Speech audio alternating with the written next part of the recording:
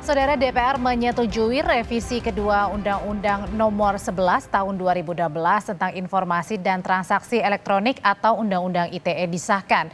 Namun banyak pihak memandang revisi masih membuka peluang kriminalisasi. Apakah rancangan undang-undang tentang perubahan kedua atas Undang-Undang Nomor 11 Tahun 2008 tentang Informasi dan Transaksi Elektronik dapat disetujui untuk disahkan menjadi undang-undang? Terima kasih. DPR menyetujui revisi kedua Undang-Undang Nomor 11 Tahun 2016 tentang Informasi dan Transaksi Elektronik atau Undang-Undang ITE disahkan. Dalam rapat paripurna ke-10 di DPR Selasa 5 Desember 2023. 9 atau semua fraksi sebelumnya telah menyepakati perubahan kedua Undang-Undang ITE disahkan menjadi undang-undang dalam rapat pengambilan keputusan tingkat 1 pada 22 November lalu.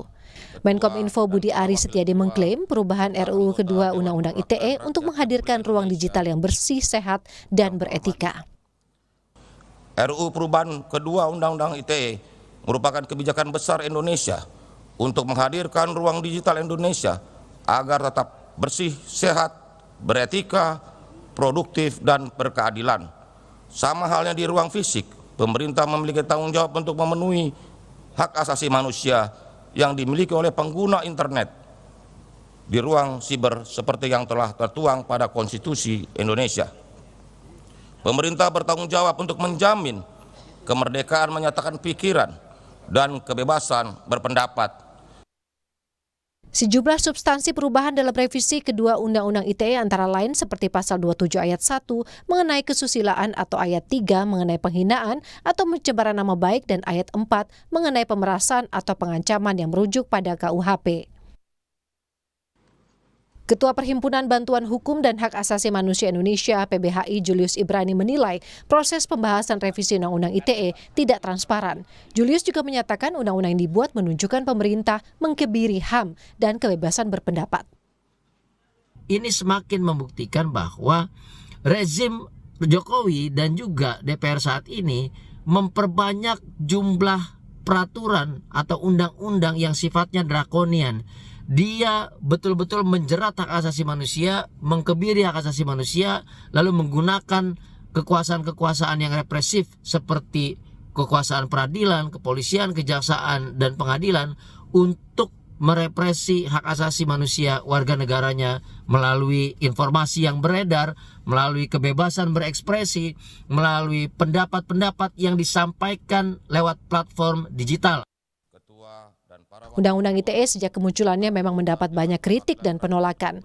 Undang-Undang ITE sebelumnya dinilai menghambat kebebasan berpendapat dan juga membuka peluang kriminalisasi. Tim Liputan, Kompas TV. Banyak pihak menilai revisi undang-undang masih membuka peluang kriminalisasi. Benarkah demikian? Kita akan bahas malam hari ini bersama Usman Kansong, Dirjen Informasi dan Komunikasi Publik Kemkominfo, dan juga Usman Hamid, Direktur Eksekutif Amnesty International Indonesia. Selamat malam, Bapak-bapak. Oke, saya ke Pak Usman Kansong dulu. Pak Usman, sebenarnya apa sih alasan ada perubahan dalam Undang-Undang ITE melalui revisi Undang-Undang ITE? Masih di mute, Pak Usman? Malam, Pak Usman. Selamat malam. Oke, kenapa? Ya, jadi kenapa Pak alasannya harus ada perubahan nih?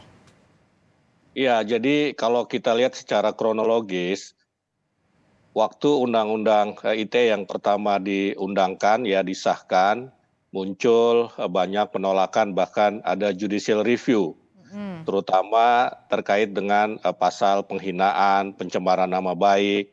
Nah, kemudian direvisi di perubahan pertama, ya perubahan pertama sudah lebih baik, ya, tetapi memang masih ada perbedaan tafsir, ya perbedaan tafsir orang-orang yang semestinya tidak dikenakan undang-undang tersebut itu terkena undang-undang tersebut karena adanya perbedaan tafsir.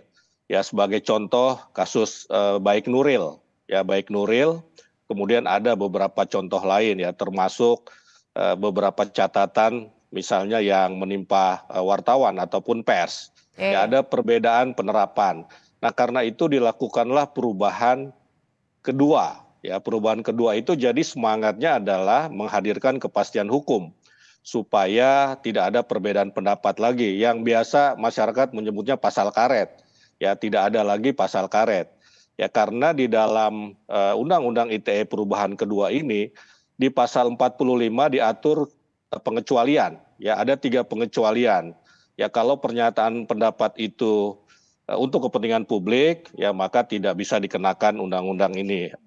Kemudian Tapi untuk pembelaan gimana diri. tahu caranya Pak Usman, ada tadi ya perbedaan untuk pandangan publik dan yang bukan nih. Jangan-jangan saya nanti kalau bisa memberikan pandangan bisa terkena undang-undangnya ITE. Ya, itu harus dibuktikan memang. Ya, harus dibuktikan.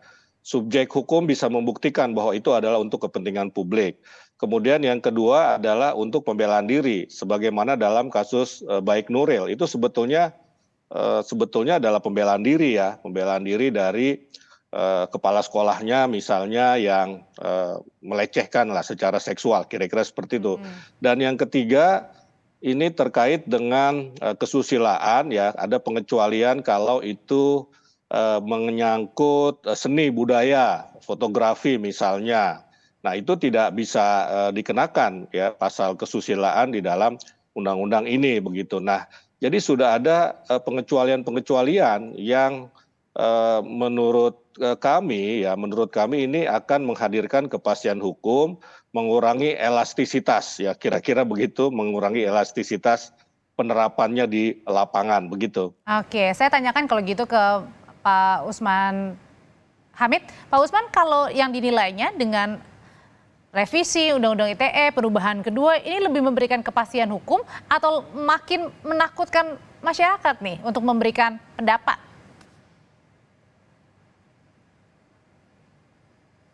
Pak Usman Hamid sudah bergabung melalui sambungan telepon.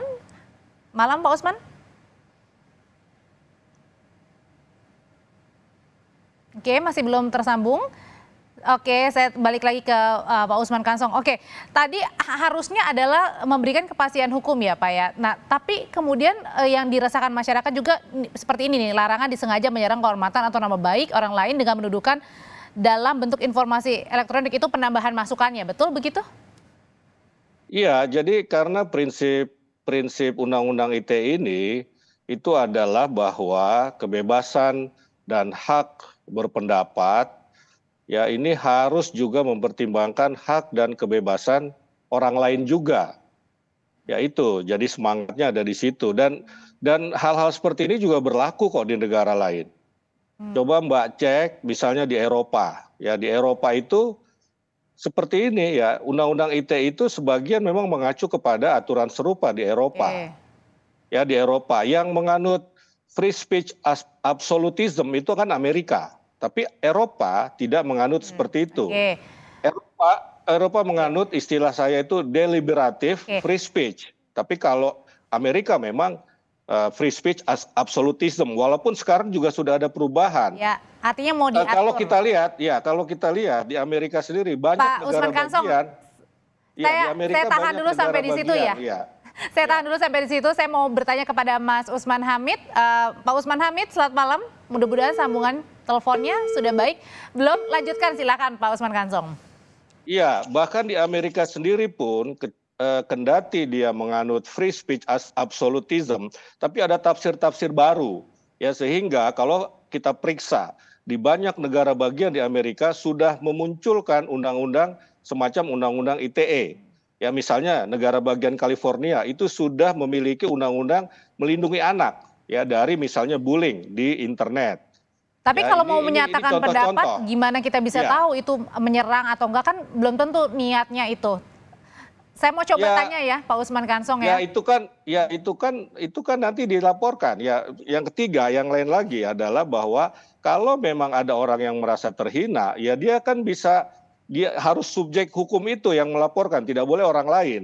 Jadi yang dihina itulah, yang merasa dihina itu yang melaporkan. Kan berhak juga dia kan dia berhak juga untuk mempersepsi bahwa ini adalah hinaan begitu dan melaporkannya kan begitu. Itu tadi yang saya sampaikan, prinsip kebebasan dan hak berpendapat juga harus mempertimbangkan hak dan kebebasan berpendapat orang lain. Oke, kita tahan dulu sampai di situ Pak Usman Kansong. Saya mau tanya ke Mas Usman Hamid. Malam Mas Usman Hamid. Selamat malam, selamat malam. Nah, ini sambungan teleponnya sudah bagus. Mas Usman Hamid, menurut pandangannya revisi Undang-Undang ITE perubahan kedua ini makin menguntungkan, memberikan kepastian hukum buat masyarakat atau sebaliknya nih makin membuat takut masyarakat yang bersuara? Belum banyak karena kebatinan yang berubah sebenarnya di masyarakat, terutama di kalangan masyarakat sipil yang masih berharap sebenarnya pemerintah memberi waktu agar ada proses konsultasi yang lebih meluas dan lebih bermakna. Nah, di dalam pemerintah sendiri sebenarnya ada semacam kesan bahwa antara Kementerian Hukum dan HAM dengan Kementerian Komunikasi dan Informasi itu kurang koheren di dalam menyiapkan rancangan dan pembahasan hingga pengesahan yang baru terjadi beberapa hari lalu. Bahkan hingga 3-4 bulan yang lalu, kami bersama Kementerian Hukum dan Hak Asasi Manusia seperti berusaha untuk meyakinkan Kementerian Kominfo agar mau membuka naskah tersebut, daftar inventarisir masalah, dan juga tahapan untuk menuju pengesahan. Nah, saat itu kami kesulitan untuk meyakinkan Kementerian Kominfo, dan kelihatan sekali proses ini memang seperti diburu-buru. Benar bahwa undang-undang ini sudah 2 tahun disiapkan, tetapi proses konsultasinya sangat tertutup, dan itu tadi yang saya katakan, bahkan Kementerian Hukum dan Hak Asasi Manusia dalam 3-4 bulan lalu masih kesulitan untuk meyakinkan Kominfo agar mau membuka rancangan undang-undang yang mau disahkan Mas Usman dan sudah Hamid, disahkan beberapa hari lalu. Kenapa menurut Mas Usman ini tadi terkesannya buru-buru, terkesannya tertutup, padahal udah diminta untuk buka-bukaan aja, biar ada saran juga yang bisa diberikan sama teman-teman? Ya, mungkin karena kejar setoran ya. Arti kami tidak melihat ada kemajuan yang berarti di dalam revisi kedua Undang-Undang ITE. Seharusnya pasal-pasal pencemaran nama baik itu tidak ada di dalam undang-undang itu. Dan masalahnya juga saya kira bukan sekedar soal hukuman yang sudah lebih ringan, tapi bagaimana negara tetap mempertahankan peraturan yang berpotensi untuk memberangus kritik-kritik di dalam masyarakat. Kritik-kritik yang damai tentu saja terhadap pejabat publik, pejabat negara, pejabat lembaga-lembaga negara yang dalam hukum pidana yang baru sudah dilarang untuk misalnya mengkritik atau dengan dalih. Jadi ada ketakutan kritik-kritik yang membangun justru itu nggak ada lagi ya? Betul sekali, itu yang saya kira juga tercermin di dalam survei harian Kompas beberapa waktu yang sebelumnya, di mana semakin banyak masyarakat yang takut di dalam berpendapat, padahal pendapat masyarakat adalah tanda partisipasi, dan partisipasi tinggi bisa meningkatkan legitimasi pemerintah di dalam mengambil kebijakan. Pak Usman Kansong, itu katanya masyarakat justru malah takut tuh, bahkan diminta untuk biar ada saran begitu dari rancangan perubahan, malah terkesannya tertutup, buru-buru. Pak Usman Kansong? Ya, jadi memang salah satu yang dipersoalkan oleh masyarakat sipil adalah proses ya. Ada 14 kali pertemuan, rapat-rapat untuk membahas itu, dan saya kira sudah melibatkan beberapa kelompok masyarakat sipil. Mungkin memang tuntutannya atau keinginannya lebih banyak lagi. Ya, rapat-rapat seperti itu ada 318 DIM, ya, daftar isian masalah begitu. Itu juga sebagian adalah masukan dari teman-teman masyarakat sipil, walaupun memang kebanyakan dari fraksi-fraksi ya di DPR begitu.